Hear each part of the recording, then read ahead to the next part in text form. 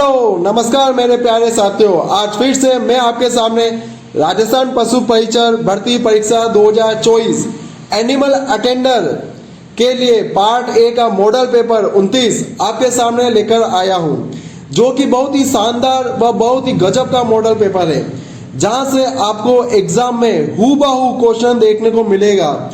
बिल्कुल दोस्तों, यूनिक और जेन्युइन ऑथेंटिक कंटेंट द्वारा तैयार किया गया मॉडल पेपर, जहां से आपके एग्जाम में 100% पॉसिबिलिटी है कि एग्जाम में प्रश्न पूछे जाने की। तो दोस्तों शुरू करते हैं आज का मॉडल पेपर 29 का पहला प्रश्न। मेवाड़ का काला पानी किस किले को कहा जाता है? मेवाड़ का काला पानी किस किले को कहा जाता है? ऑप्शन है आपके सामने, पहला सज्जनगढ़, दूसरा उटाला का किला, तीसरा शेरगढ़ का किला या चौथा सराड़ा का किला। तो दोस्तों कौन सा किला हो जाएगा जो मेवाड़ का काला पानी कहा जाता है? तो सही आंसर आपको बताना है जल्दी से, क्या हो जाएगा इसका सही आंसर? तो सही आंसर हो जाएगा अपने ऑप्शन नंबर डी सराड़ा का किला। कौन सा किला? सराड़ा का किला, जिसे मेवाड़ का काला पानी कहा जाता है। प्रश्न अगर आपसे पूछे कि सराड़ा का किला कौन से जिले में है, तो यह हो जाएगा अपने कौन से जिले में? सलुम्बर जिले में। कौन से जिले में हो जाएगा? सलुम्बर जिले में। और यह पूर्व में आपको यह भी ध्यान रखना है कि पहले यह उदयपुर जिले में था, लेकिन अभी वर्तमान में कौन से जिले में है? सराड़ा जिले में, सलुम्बर जिले में है। राइट, आपको दोस्तों ये बात याद रखना है। बढ़ते हैं अगले प्रश्न की ओर। अगला प्रश्न, किस जिले के भाग को पृथक कर नए शाहपुरा जिले का निर्माण किया गया है? दोस्तों आप सभी को ही पता है कि अभी शाहपुरा जिले का निर्माण किया गया है, लेकिन वह किस जिले से अलग हुआ है यह आपको बताना है। अजमेर से, बूंदी से, भीलवाड़ा से या पाली से? तो कौन सा हो जाएगा इसका सही आंसर? जो शाहपुरा जिला जिस जिले से अलग होकर एक नया स्वतंत्र जिला बना है, तो यह हो जाएगा अपने भीलवाड़ा जिला हो जाएगा। भीलवाड़ा जिले से अलग होकर शाहपुरा जिला एक नया जिला बना है। बात करें दोस्तों शाहपुरा जिले से संबंधित कुछ फैक्ट देखते हैं अपन, महत्वपूर्ण चीज़ें। शाहपुरा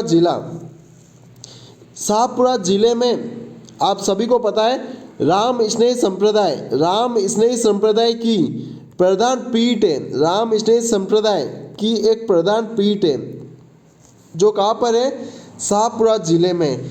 शाहपुरा जिले में एक मेले का आयोजन किया जाता है, उस मेले का नाम क्या है? फूलडोल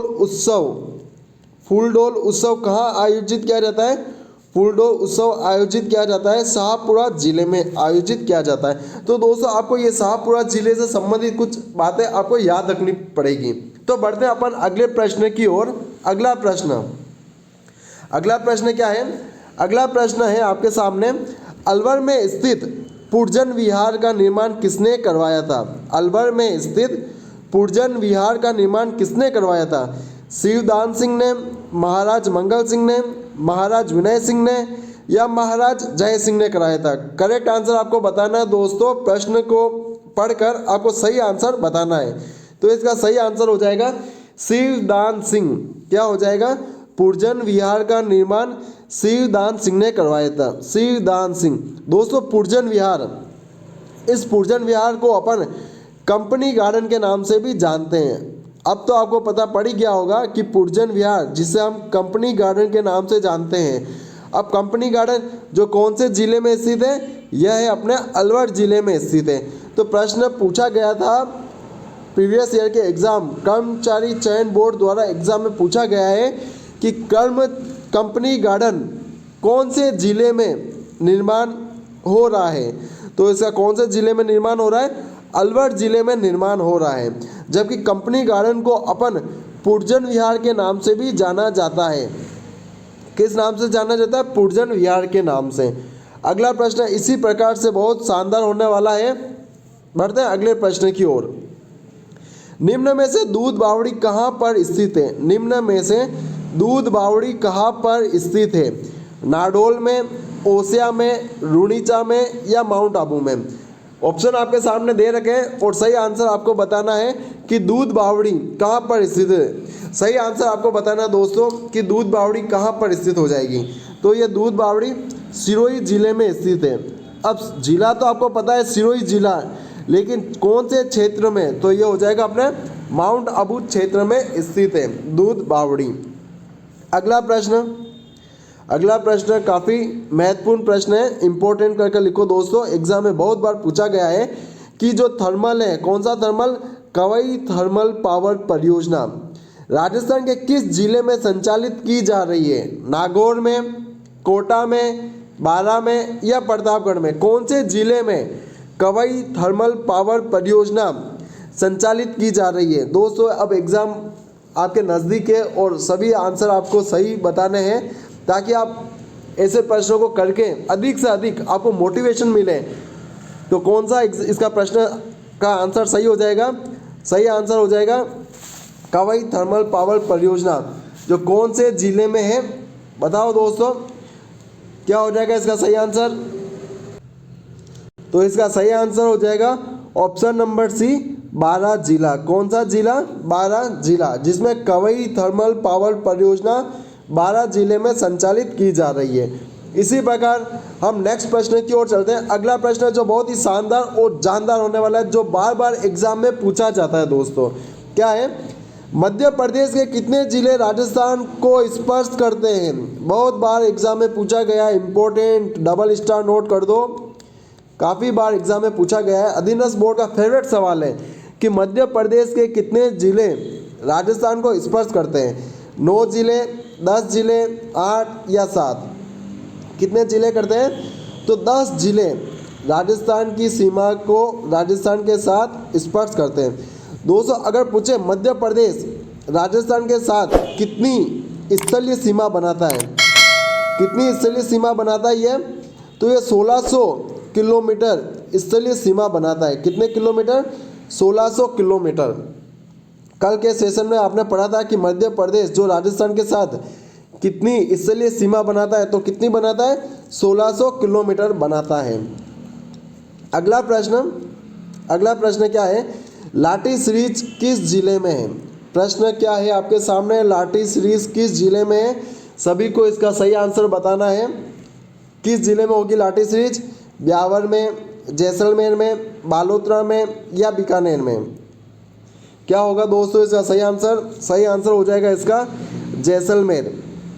जैसलमेर में लाठी सीरीज है। अब जैसलमेर में तो लाठी सीरीज है, लेकिन कहाँ से कहाँ तक, अगर प्रश्न में जैसलमेर नहीं दे रखा हो, आपको जगह पूछ ले कि जैसलमेर में कहाँ से कहाँ तक है, तो जैसलमेर में ये हो जाएगा पोखरण। पोखरण से मोहनगढ़ तक।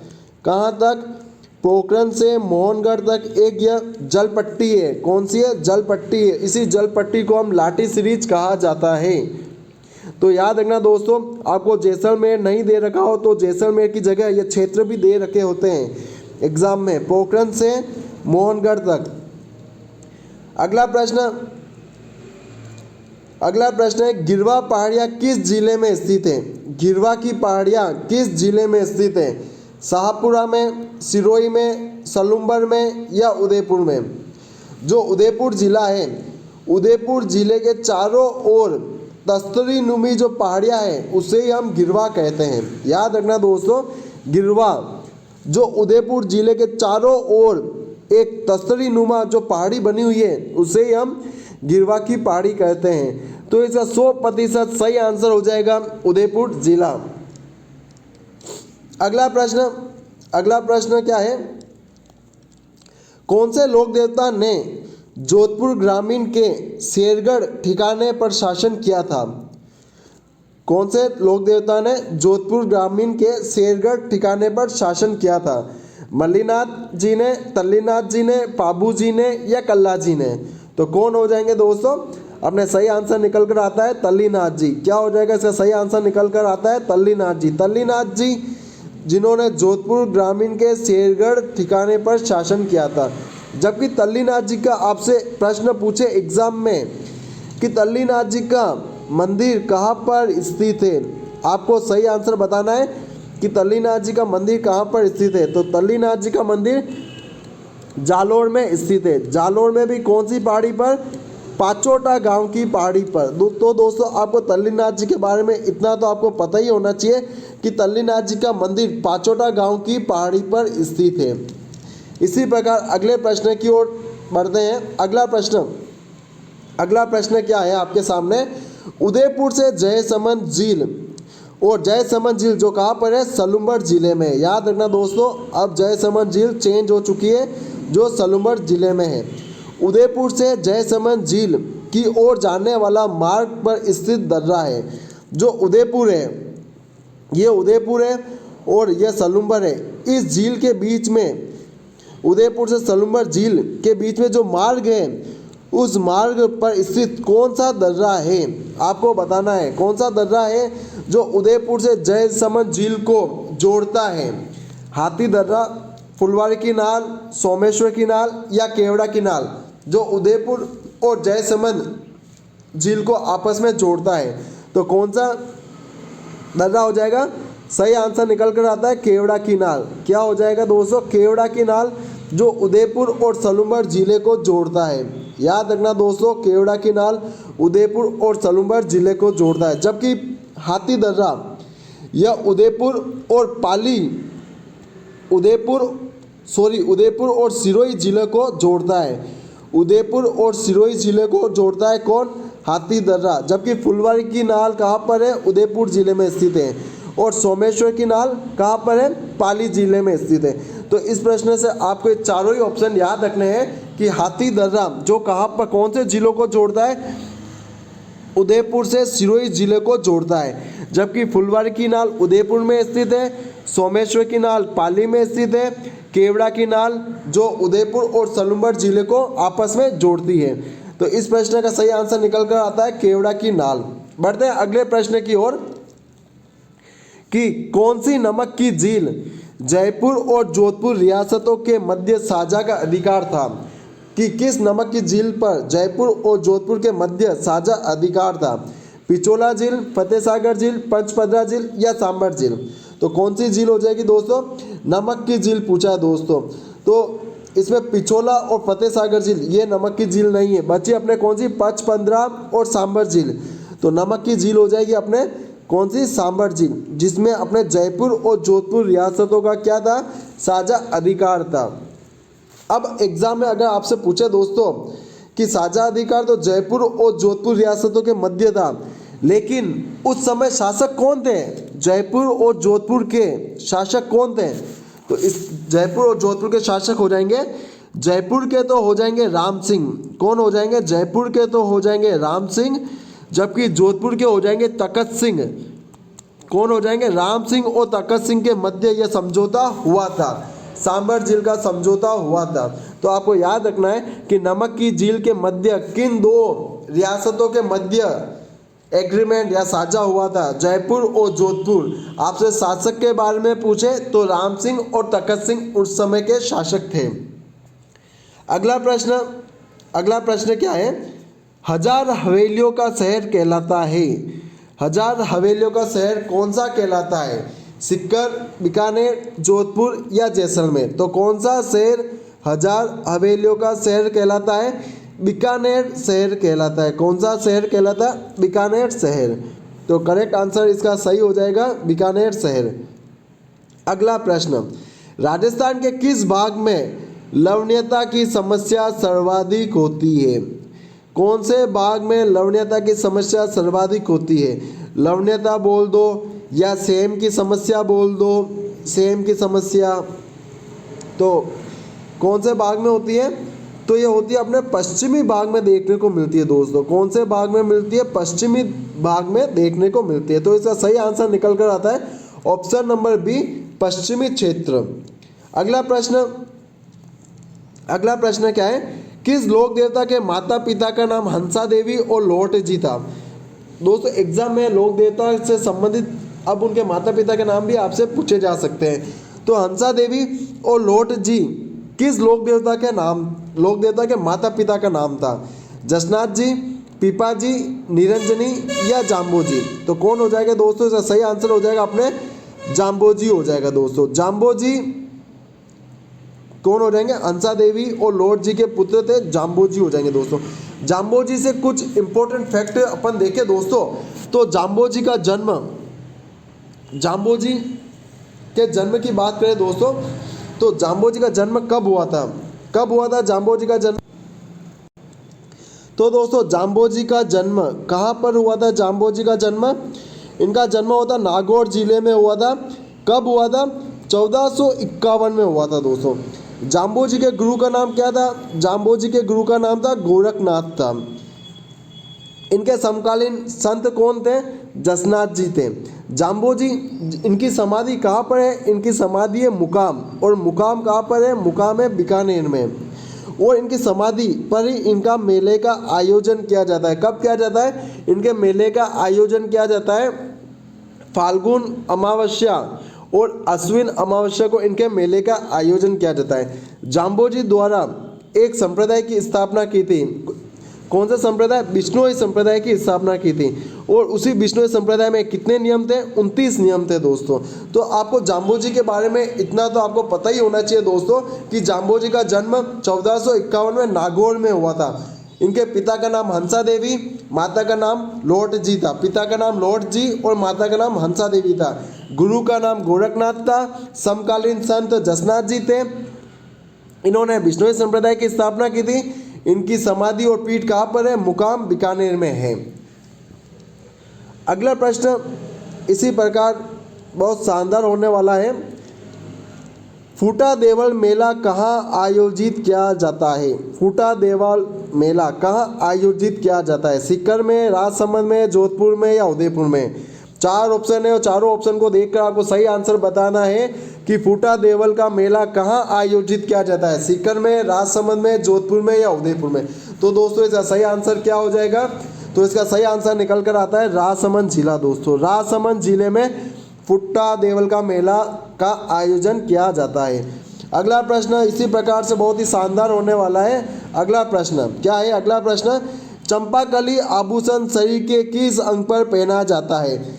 शरीर के किस अंग में चंपाकली आभूषण पहना जाता है? राजस्थान का कौन सा भी एग्जाम हो उसमें, राजस्थान के कौन से भी एग्जाम में आभूषण से संबंधित हर बार प्रश्न पूछा ही जाता है दोस्तों। तो चंपाकली का आभूषण कौन से अंग पर पहना जाता है? सिर पर, माथे पर, नाक पे या गर्दन पे? तो कौन से अंग पर पहना जाता है? तो इसका सही आंसर हो जाएगा, सही आंसर निकल कर आता है गर्दन पर। चंपाकली आभूषण गर्दन पर पहना जाता है। अगला प्रश्न और अच्छा है, इम्पोर्टेंट। करौली क्षेत्र में केला देवी की आराधना में गाए जाने वाले गीत क्या कहलाते हैं? करौली क्षेत्र में जो केला देवी की आराधना में गाए जाने वाले गीत क्या कहलाते हैं? अधीनस्थ बोर्ड द्वारा काफ़ी बार एग्जाम में पूछा गया सवाल है, तो उनके द्वारा गाए जाने वाले गीत क्या कहलाते हैं? लांगुरिया, हिंदो, इंडोनी या लावनी? क्या हो जाएगा दोस्तों इसका सही आंसर? तो सही आंसर निकल कर आता है आपके सामने उत्तर नंबर ए, लांगुरिया। लांगुरिया गीत जो केला देवी की आराधना में गाए जाते हैं दोस्तों। और केला देवी का मंदिर कहाँ पर स्थित है? करौली क्षेत्र में स्थित है। अगला प्रश्न की ओर बढ़ते हैं। अगले प्रश्न की ओर अपन बढ़ते हैं। तो क्या है अगला प्रश्न? युद्ध भूमि पर जाते समय अपने पति द्वारा निशानी मांगने पर किसने अपना शीश काट कर भेंट कर दिया था? किसने अपना शीश काट कर भेंट कर दिया था? तो कौन हो जाएगा? रानी कर्मवती या पद्मिनी, रानी जोधाबाई या हाड़ा रानी? तो कौन हो जाएगा दोस्तों? तो सही आंसर निकल कर आता अपने सामने हाड़ा रानी द्वारा युद्ध जाते समय अपना सर काट कर दे दिया था। इसी प्रकार अपन बढ़ते हैं अगले प्रश्न की ओर। अगला प्रश्न क्या है? अगला प्रश्न, निम्नलिखित में से मेवाड़ के किस शासक को शिशु अवस्था में पन्नादाय ने अपने पुत्र का बलिदान देकर बचाया था? पन्नादाय ने अपने पुत्र का बलिदान देकर बचाया था। किस शासक को? तो कौन सा शासक हो जाएगा? महाराणा प्रताप, राणा कुंभा, उदय सिंह या अजीत सिंह? दोस्तों सभी को इसका सही आंसर बताना है कि मेवाड़ की पन्नादाय जिन्होंने अपने पुत्र का बलिदान देकर किस राजा को बचाया था? तो किस राजा को बचाया था? उदय सिंह जी। तो इसका सही आंसर निकल कर आता है दोस्तों उदय सिंह जी। दोस्तों आपसे अगर एग्जाम में पूछें कि मारवाड़ के कौन से शासक जिनको घोरादाई ने बचाया था? मारवाड़ के कौन से शासक जिनको घोरादाई ने बचाया था? तो कौन हो जाएंगे? अजीत सिंह जी। कौन हो जाएंगे? अजीत सिंह। जबकि इस प्रश्न का सही आंसर तो हो जाएगा मेवाड़ के उदय सिंह जी। जबकि मारवाड़ की पन्नादाई कौन कहलाती? घोरादाई। घोरादाई मारवाड़ की पन्नादाई कहलाती है, जिन्होंने किस शासक को बचाया था? अजीत सिंह को बचाया था। तो अगला प्रश्न की ओर बढ़ते हैं। अगला प्रश्न बहुत ही अच्छा और शानदार है। बेसरोडगढ़ जो कहाँ पर है? चित्तौड़गढ़ में। और चित्तौड़गढ़ में जब बामनी नदी के मिलने के बाद कौन सी नदी चुलिया जलप्रपात बनाती है दोस्तों? कौन सी नदी चुलिया जलप्रपात बनाती है? बनास नदी, बाणगंगा, चंबल नदी, काली सिंध नदी। दोस्तों आंसर पर पहुंचने से पहले मैं आपसे ये पूछना चाहता हूँ कि चुलिया जलप्रपात कौन से जिले में है? अपन आंसर की ओर बढ़ते हैं उससे पहले आपको बताना है कि चुलिया जलप्रपात कौन से जिले में है। यह आपको कमेंट करके बताना है कि चुलिया जलप्रपात कौन से जिले में है। बढ़ते हैं प्रश्न की ओर।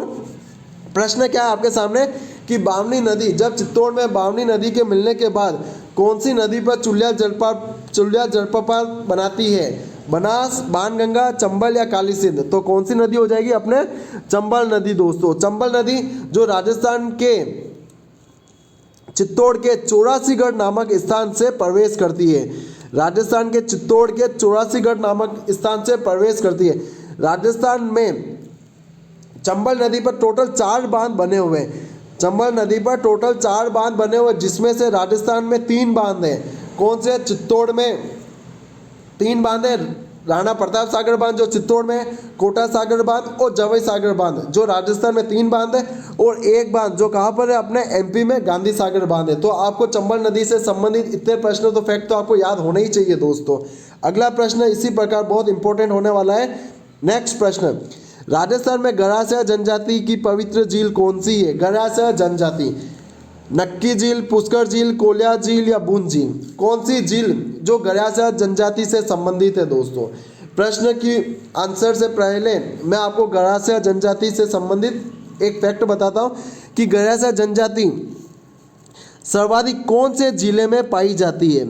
सर्वाधिक कौन से जिले में पाई जाती है दोस्तों? आपको याद करने की एक शॉर्ट ट्रिक बताता हूँ। गरासिया, देखो आपके सामने गरासिया है और गरासिया में क्या आ रहा है? सी आ रहा है, स देखने को आपको मिलता है। तो गरासिया में जो सी है ना, सी से आप पकड़ सकते हो सिरोही जिले में। क्या पकड़ना है आपको? सी से आपको स से सी पकड़ना है, यानी गरासिया जनजाति सर्वाधिक सिरोही जिले में देखने को मिलती है। सिरोही उदयपुर में देखने को मिलती है। जबकि सहरिया जनजाति, कौन सी जनजाति है? सहरिया में भी स है, लेकिन आपको सहरिया जनजाति सर्वाधिक 12 जिले में देखने को मिलती है। और गरासिया में आपको सी याद रखना है, सी से जो सर्वाधिक सहरिया जनजाति में देखने को मिलती है। जब गरासिया और सहरिया एक साथ प्रश्न में होते हैं तो आपको काफ़ी कंफ्यूजन होता है। तो आपको याद रखना दोस्तों, आपको गरासिया में स देखना है और स के ऊपर मात्रा है कौन सी? सी, ई की मात्रा है, गरासी। तो गरासिया सिरोही क्षेत्र में सर्वाधिक पाई जाती है। अब बढ़ते हैं अपन प्रश्न की ओर कि राजस्थान में गरासिया जनजाति की पवित्र झील कौन सी है? तो कौन सी झील हो जाएगी दोस्तों? नक्की झील। और नक्की झील कहाँ पर है? माउंट आबू में है। नक्की झील कहाँ पर है? नक्की झील अपने माउंट आबू में है। अगला प्रश्न क्या है? राजस्थान का पहला सरकारी इंजीनियरिंग कॉलेज कहाँ पर बनाया जा रहा है? सीकर में, जयपुर में, जोधपुर में या जैसलमेर में? दोस्तों कहाँ पर बनाया जा रहा है? यह बनाया जा रहा है जयपुर जिले में बनाया जा रहा है। अब जयपुर में तो बनाया जा ही रहा है, लेकिन कौन से क्षेत्र में बनाया जा रहा है? तो जालाना क्षेत्र में बनाया जा रहा है दोस्तों। याद रखना दोस्तों, राजस्थान का पहला सरकारी इंजीनियरिंग कॉलेज है जो जयपुर के जालाना क्षेत्र में बनाया जा रहा है। अगला प्रश्न क्या है? अगला प्रश्न है, राजस्थान का नया मुख्य सचिव किसे नियुक्त किया गया है? राजस्थान का नया मुख्य सचिव किसे नियुक्त किया गया है? उषा शर्मा, सुधांशु पंत, विनु वर्मा या राजीव मल्होत्रा को? किसे किया गया है दोस्तों? राजस्थान का नया सचिव किसे नियुक्त किया गया है? सुधांशु पंत को नियुक्त किया गया है। इसका सही आंसर निकल कर आता है option number B, Sudhanshu Pant. अगला प्रश्न क्या है? केंद्र सरकार ने 16वें वित्त आयोग का अध्यक्ष किसे नियुक्त किया गया है? अरविंद पनगड़िया को, एन के सिंह को, शक्तिदास को या जितेंद्र कुमार सोनी को दोस्तों? क्या हो जाएगा इसका सही आंसर? तो सही आंसर निकल कर आता है कि 16वें वित्त आयोग के अध्यक्ष अरविंद पनगड़िया को नियुक्त किया गया है। अगला प्रश्न, देश की सबसे लंबी पानी की सुरंग राजस्थान में कहाँ बनाई जा रही है? सबसे लंबी पानी की सुरंग राजस्थान में कौन से दो जिलों के मध्य गुजारी जा रही है? झालावाड़ से बारां के मध्य, उदयपुर से पाली, बांसवाड़ा से कोटा या श्रीगंगानगर से जैसलमेर? तो कौन से जिलों से गुजरी जा रही है ये? तो यह जा रही है झालावाड़ से बारां के मध्य। राजस्थान की सबसे लंबी पानी की सुरंग जो झालावाड़ से बारां के मध्य बनाई जा रही है। बढ़ते हैं अगले प्रश्न की ओर।